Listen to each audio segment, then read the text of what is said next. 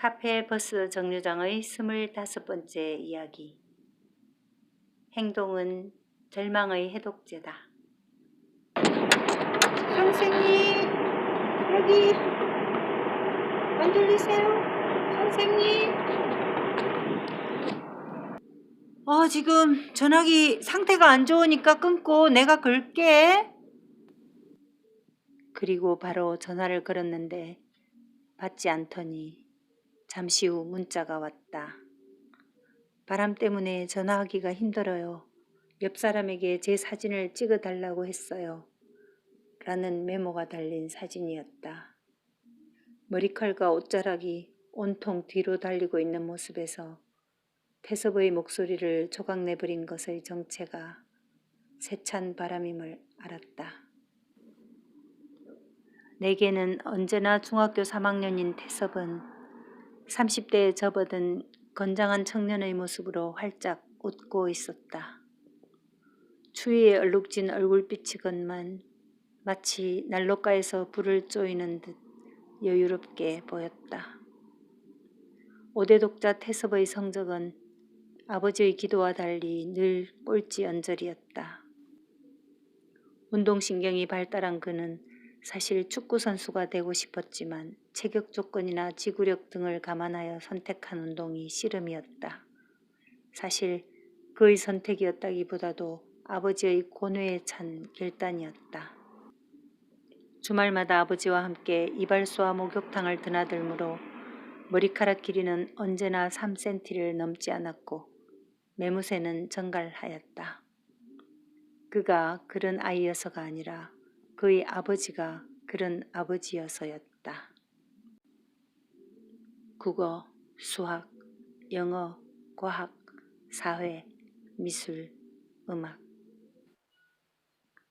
2번 있는 체육 시간을 제외한 그 모든 시간에 그는 그저 반듯하게 앉아 있었다.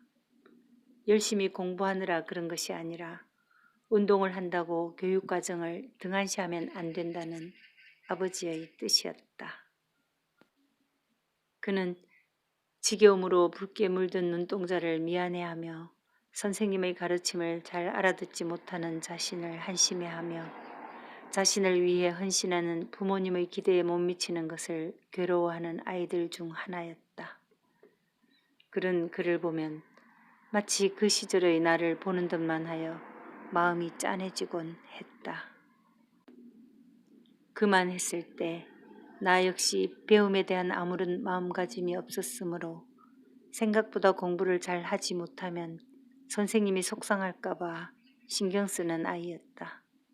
내가 하품을 하면 선생님이 자신의 재미없는 수업을 반성할까봐 애가 쓰였고 아이들이 딴짓을 하면 선생님이 괴로울까봐 마음을 졸이는 아이였다. 그런데 대부분의 수업은 지겹고 따분했고 그런 자신이 한심하여 자학하느라 기운을 소진했다. 혼자가 되기 전에는 결코 나 자신이 될 수 없을 만큼 주체성이 없는 정말이지 한심한 아이였다. 자신의 속도를 지킬 수 없어 배움의 기쁨에 도달하지 못한 아이에게 학교의 역할은 무엇일까? 배운다는 것은 지겨운 것임을 배웠다고나 할까? 태섭의 아버지가 그토록 염려한 아이의 장래가 직업에 관한 것이었다면 태섭은 꼭 학교를 다닐 필요가 없었을 것이다. 학교를 다니는 것보다 훨씬 더 효율적인 길을 찾을 수 있었을 것이다.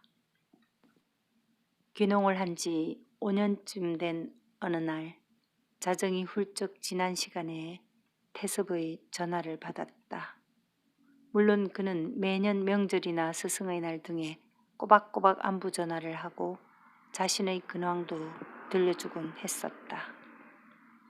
그의 목소리는 처음으로 술과 눈물에 젖어 있었다.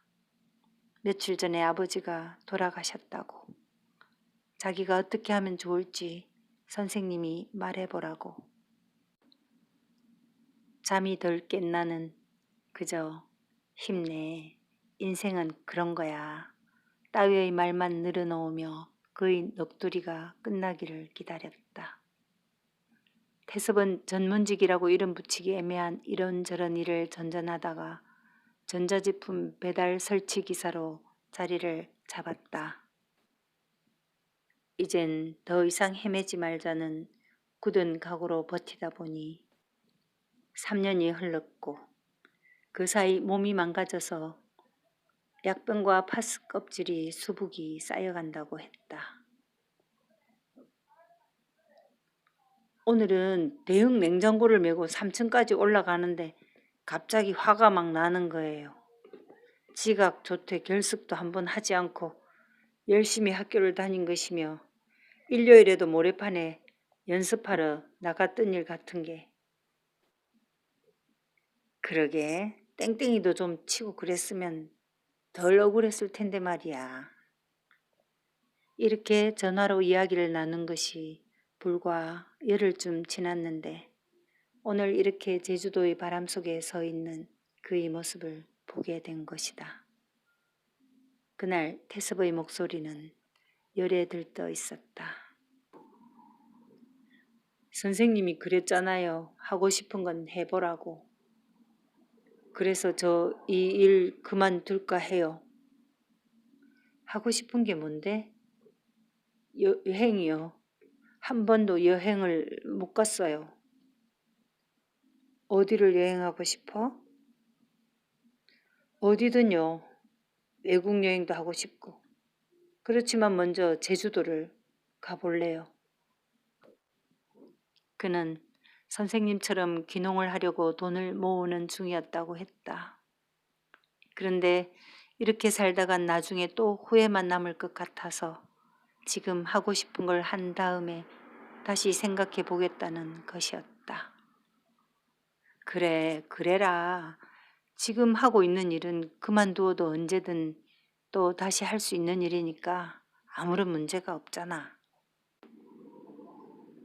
며칠 후 그는 비행기 티켓을 끊어두었다며 떠나기 전에 시간을 내어 선생님의 카페에 가보고 싶다 했고 나는 기다리겠다고 했다.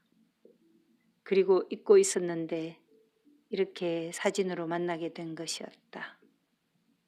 나는 카페 곳곳에 낙서되어 있는 문장들 중 하나를 사진으로 찍어 그에게 전송하였다. 행동은 절망의 해독제다. 존 바에즈.